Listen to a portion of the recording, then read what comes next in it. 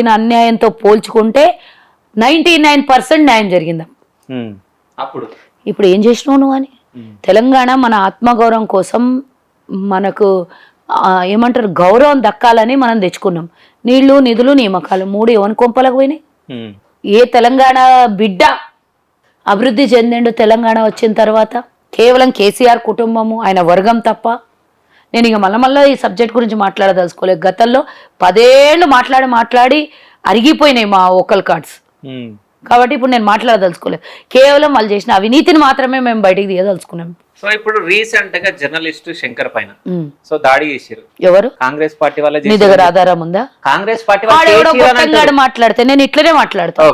అసలు నిజంగా బాధ్యత ఉన్న మనిషి అయితే, నిజంగా చిత్తశుద్ధి ఉన్నోడైతే మహిళల మీద వాడు అబ్యూజ్ గా మాట్లాడినప్పుడు ఇంకా పోయి దవాఖానా పోయి 2 కొట్టాలాడ. అరే నువ్వు ఇక్కడ మంచం మీద పడ్డడానికి కారణం నువ్వు చేసిన నిర్వాకమే. నువ్వు ఆడపిల్లల్ని మీదికి రా అంటవా, రూమ్లోకి రా అంటవా? అది కాంగ్రెస్ కొట్టించింది కదా, ఆడపిల్లలు కొట్టింది మీకు కనవడలేదా? వాడు తప్పు చేసిండు, అనుభవించిండాడు శిక్ష.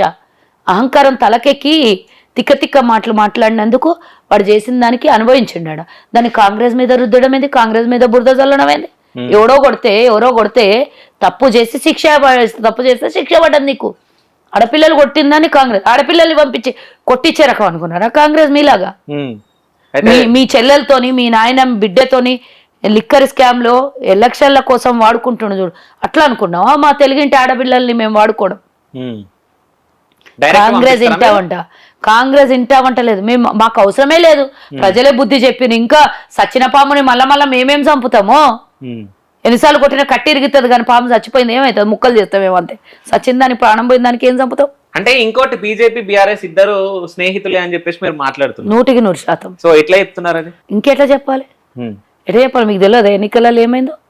ఎలక్షన్లో ఇప్పుడు ఎంపీ ఎలక్షన్లో పూర్తిగా అంతర్గతంగా పొత్తు. అప్పుడు సగమే చంద్రముఖి లాగా మారింది, ఇప్పుడు పూర్తిగా చంద్రముఖి లాగా మారబోతున్నారు. ఎస్, నాగబంధం లాగా ఇద్దరి పవిత్ర బంధం అది. ఓకే, నాగబంధం లాగా పవిత్ర బంధం అంట. సో మీకు ఎవరితో ఉంది మరి నాగబంధం? ఎవరితో ఉండదు. ఓకే, సింహం సింగిల్ గానే వస్తుంది, పందులు గుంపులుగా వస్తాయి. ఓకే. సో ఇంతకు ముందుకు రీసెంట్ గా మనం చూసుకునేవి కూడా మాట్లాడాలి. ఏంటంటే అబ్రాడ్ వెళ్ళినప్పుడు రేవంత్ రెడ్డి ఇంగ్లీష్ రాలేదని చెప్పి చాలా మంది మాట్లాడడం జరిగింది. ఇప్పుడు మీ పార్టీలో ఏమన్నా అనుకున్నారా మీరు? ఏమనుకుంటాం? భాష కాదు ముఖ్యం, భావం కావాలి అనుకున్నాం. భాషతో నువ్వు పోయి మీ ఇంగ్లీష్ మాట్లాడి ఏం బిక్కి వచ్చినావు? నువ్వు కూడా ఫారెన్ ట్రిపుల్ చేసావు కదా కేటీఆర్. తెలంగాణ పరువు తీసిరు కాంగ్రెస్ లీడర్. అంటే తెలంగాణలో ఇంగ్లీష్ మాట్లాడితే పరువు గొప్పదవుతుందా? నా భాష తెలుగు, అక్కడ వాళ్ళకి భాష రాదు కాబట్టి ఇంగ్లీష్ లో మాట్లాడొచ్చుండొచ్చు. భాష వచ్చినోని నువ్వేం చేసినావు అని అడుగుతున్నా. తెలంగాణలో తీసుకొని పోయి ఫారెన్ లో దాచిపెట్టుకోవడానికి భాష రావాలనా? విదేశాల్లో పోయి తెలంగాణ ఏర్పడిన 15 రోజులకే 40,000 కోట్లు తెచ్చిండు. అది కదా మొగోడు అనేది, అది కదా హీరో అనేది. అది మీరు ఏదో పేపర్లలో చూపిస్తే కదా అవన్నీ నిజంగా. అంటే మీకు జరిగినటువంటి జీవోలు అది రాసుకున్నటువంటి అగ్రిమెంట్లు మీకు కళ్ళకు కనబడవా? అంటే అంతా మీకు ఎట్లయిపోయిందంటే కేసీఆర్ అబద్ధాలు ఆడి నిజాల్లాగా చూపించాడు కదా. ఎవరు నిజాలు మాట్లాడితే కూడా ఇప్పుడు అబద్ధాల్లాగానే కనబడుతుంది మీకు. ఇక అసలు కాంగ్రెస్ పార్టీ అసలు గవర్నమెంట్ లో ఉందని మీరు అనుకుంటున్నారా? గవర్నమెంట్ ఫామ్ చేసిందని మీరు ఫీల్ అవుతున్నారా? మీరే ఫీల్ అవుతలేరు కదా. అంటే నాకు అర్థం కాదు. అంటే ఏం కావాలి గవర్నమెంట్ ఫామ్ చేయాలంటే వాళ్ళలాగా ప్రతిపక్షంలో మాట్లాడతారు కదా ఎప్పటికీ. మీరు ప్రతిపక్షం కేసీఆర్ అని అంటారు. ఎవరన్నారు? చాలా మంది మాట్లాడారు కదా, చాలా వీడియోలు చూసినాం. ఎవడలేదు. వాళ్ళకు వాళ్ళే ఇంకా మాజీ ముఖ్యమంత్రి అనడానికి వాళ్ళు ఇంకా ఆ స్టేజ్ లకు రాక తొలి ముఖ్యమంత్రి అంట, తెలంగాణ తొలి ముఖ్యమంత్రి అంట. ఎక్స్ ముఖ్యమంత్రి మాజీ ముఖ్యమంత్రి అనడం ఇష్టం లేక ఇంకా అధికారంలోనే ఉన్నామనే ఫీలింగ్ లో, ప్రతిపక్షంలో ఉన్నామనే ఆలోచన కూడా లేకుండా, అది తట్టుకోలేనటువంటి పరిస్థితి, ఇంకా అధికారంలో ఉన్నామనే అహంభావంతో తెలంగాణ తొలి ముఖ్యమంత్రి అంట.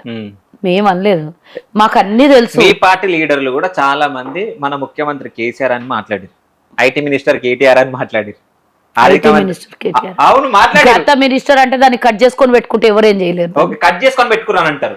నేను నువ్వు చూసిన దానికి నాకు సంబంధం లేదు. నేను చూసిన కాడ ఎక్కడైతే నేను ఎందుకంటే ఓకే, గత ఇప్పుడు 10 ఏళ్లలో ఇంటర్వ్యూలో ఆ వీడియోలో నువ్వు మొత్తం విను. నేను చూసినప్పుడు ఎక్కడ కూడా రాలేదు. గత 10 ఏళ్లలో మనం అసెంబ్లీ ఎప్పుడు కూడా హుందాగా చూడలేదు. 10 ఏళ్ల తర్వాత అసెంబ్లీలో చర్చలు జరిగినాయి చూడు, దానికోసం వందల వేల మంది ఆ చర్చను చూడడం కోసం టీవీలకు అతుక్కొని పోయారు. గతంలో టీవీ సీరియల్లో లేకపోతే సినిమాలో చూడడానికి టీవీలు పెట్టుకుంటుర్రు కానీ ఈ అసెంబ్లీ రాజకీయము చర్చలు అనేవి ఎక్కడ కూడా లేకుండే 10 ఏళ్ల నుంచి. ఇప్పుడు తొలిసారిగా ఇప్పుడే తెలంగాణ వచ్చిందేమో వాళ్ళ టీఆర్ఎస్ వాళ్ళే నాతో ఫస్ట్ టైం తెలంగాణ వచ్చినట్లు కనబడుతుంది మేడం, కొత్త అసెంబ్లీలో కూర్చున్నట్లు కనబడుతుంది. ఎందుకు పేరు చెప్తా పాపం వాళ్ళకి ఇంకేమైనా ఇబ్బంది పడి. ఇంకా చాలా మంది అంటే జనరల్ గా ఇప్పుడు ఉన్నోళ్ళు అందరు చెడ్డోళ్ళు అని కూడా అనలేం కదా. కొంత మానవత్వం ఉన్నోళ్ళు ఉంటారు, కొంత మంచోళ్ళు ఉంటారు. అన్ని చోట్ల అందరు చెడ్డోళ్ళే ఉండరు కదా. సో ఆ మంచోళ్ళు మొత్తం కాంగ్రెస్ మంచోళ్ళు అనలేదు. వాస్తవాలని చెప్పిన వాళ్ళు అందరు మంచోళ్ళు అయిపోరు, అందరు చెడ్డోళ్ళు అయిపోరు. వాస్తవాలు మాట్లాడారు. ఇన్ని గంటలు చర్చ జరగడం తెలంగాణ వచ్చినాక ఫస్ట్ టైం. ఇంత రాత్రి వరకు అయినా అసెంబ్లీ నడవడం చూసినామా మనం ఉమ్మడి ఆంధ్రప్రదేశ్ లో. రాత్రి వరకు మీరు అడగండి మేము చెప్తామని హరీష్ రావు గారే మాట్లాడడం జరిగింది. రాత్రి 12 అయినా కానీ సమాధానం క్వశ్చన్లు అడుగుతాను అసెంబ్లీలోనే. ఎన్నేళ్ల కింద కాదు, మొన్న అసెంబ్లీలోనే మాట్లాడి మీరు పిచ్చోడికి ఇచ్చింద టైం మేము కదా. ఆ పిచ్చోడికి ఇచ్చిందే టైం కదా మేము. కాదు, మీరు ఆయన మాట్లాడనీకే మీరు టైం ఇస్తారు, మాట్లాడకుంటే టైం ఇయ్యరు అని చెప్పేసి మీరే చెప్పేసి ఇప్పుడు టైం ఇస్తేనే మాట్లాడతాడు కదా ఆయన. నేనేమంటున్నా, అన్ని గంటలు అనుమతి ఇచ్చింది అసెంబ్లీకి మొట్టమొదటిసారి తెలంగాణకు వచ్చినాక అంటున్నా. అన్ని గంటలు పనిచేయడం అసెంబ్లీ. మేము స్వేచ్ఛ ఇచ్చినాం ప్రతిపక్షాలకు అన్ని గంటలు మాట్లాడి. మాకు 5 నిమిషాలు 10 నిమిషాలు టైం ఇవ్వకుంటుండే. ప్రజల కోసం మేము ఏదన్నా మాట్లాడాలి, సలహాలు సూచనలు ఇవ్వాలి అని అంటే మాకు కనీసం సమయం ఇవ్వనటువంటి వాళ్ళు ఈ రోజు ప్రతిపక్షానికి హుందాగా సమయం ఇచ్చినాం. వాడు గొట్టంలో ఒక్కరు మాట్లాడతారు, ఇద్దరు మాట్లాడతారో కాదు, కానీ మేము వాళ్ళకి పూర్తిగా సమయాన్ని ఇచ్చినాం.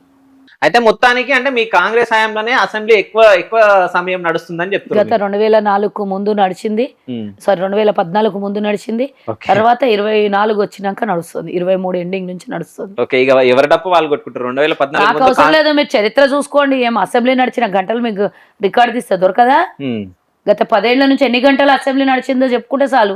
ఎన్ని రోజులు అవసరం లేదు నేను చెప్పేది, గంటలు. సో త్వరలో కాంగ్రెస్ పార్టీలో అంటే చైర్మన్ గా కల్వ సుజాత గారిని చూడబోతున్నాం. నీ కోరిక ఉంది కదా, నాకు కూడా కోరిక ఉంది, చూడాలి. కాదు, అది మీ కోరిక కాబట్టి నేను కోరుకుంటున్నా. నీకు ఇష్టం లేదా? మీ కోరిక కాబట్టి అంటే నీకు ఇష్టం లేదనే మాట్లాడుతున్నావు. మరి నేను ఎంపీ కావాలనుకుంటున్నా. చెప్పిన ముందే నాకు అంత లేదు అని నేను చెప్పిన ముందే. నేనేందో నాకు తెలుసు కదా. నాకు లేని అర్హతని నేను ఏదో టీవీ ఛానల్ ఉంది కదా అని చెప్పేసి దాని ముంగల నేను మాట్లాడినాను. నేను గొప్పగా చేసుకొని అసహించుకోదలుచుకోలేదు. నాకున్న అర్హత ఎంతనో అంతే మాట్లాడతాను. అయితే మీరు ఇప్పుడు చెప్పారు కాంగ్రెస్ పార్టీకి 12 నుంచి 15 రాబోతున్నాయి అని చెప్పేసి. బీఆర్ఎస్ కి ఎన్ని వస్తాయి? రేవంత్ రెడ్డి గారు ఛాలెంజ్ చేసిన కదా, దట్స్ ఆల్. సో ఒక్కటి కూడా రాదు. దట్స్ ఆల్ అన్న. నేను ఇక మాకు 12+ వస్తాయంటే ఒకటి ఎంఐకి వస్తుండొచ్చు మేబీ. ఇక వాళ్ళు మేము షేరింగ్ 1-2 వస్తాయి బీజేపీకి, అంతే. ఓకే, అంటే ఒకటి మీకు 15 అని మీరు కలలు కంటారు. కలలు ఎందుకు అయితే? నువ్వు ఇంతకు ముందు ఇట్లే ఛాలెంజ్ మస్తు చేస్తావు. ఓకే, సో ఇది మాత్రం ఇది చెప్తున్నా మీకు 15 అసలు రావు. ఏమి ఇప్పుడు నేను ఛాలెంజ్ బాధగా ఉందా? బాధ కాదు, మీరు చెప్పిన దానికి రావాలని కోరుకో. తెలంగాణ ప్రజల ఆకాంక్ష ఛాలెంజ్ లో నేనే గెలవాలి. సో కాంగ్రెస్ పార్టీకి 14 రావాలి, 15 రావద్దు. ఓకేనా? అంటే మీ సంతోషం కోసం. నా సంతోషం అంటే ఏంది? తెలంగాణ ప్రజలు ఆనందంగా ఉండాలంటే మా భాష అయినా మా భావమైనా తెలంగాణ ప్రజలు. తెలంగాణలో గెలిచిరని కాదు కానీ సెంట్రల్ లో మాత్రం వచ్చేది బీజేపీ అని మాత్రం మనకు స్పష్టంగా కనిపిస్తుంది. ఎక్కడ కనబడుతున్నది? ఏమన్నా మాకు కనిపిస్తుంది. మరి మీకు మస్తు కనబడతాయి. నేను ఇందాకనే చెప్పిన పచ్చకామర్లు వచ్చిన వాళ్ళకి అంతా లోకం పచ్చగానే కనబడుతుంది. అదే అయితే కాంగ్రెస్ పార్టీ అధికారంలోకి రాగానే 100 రోజులల్లా వాళ్ళకి అంత భయం లేకపోతే హిమాచల్ ప్రదేశ్ లో గవర్నమెంట్ పడేద్దామని నిన్న మీడియా సాక్షిగా పబ్లిక్ గా మాట్లాడింది అమిత్ షా.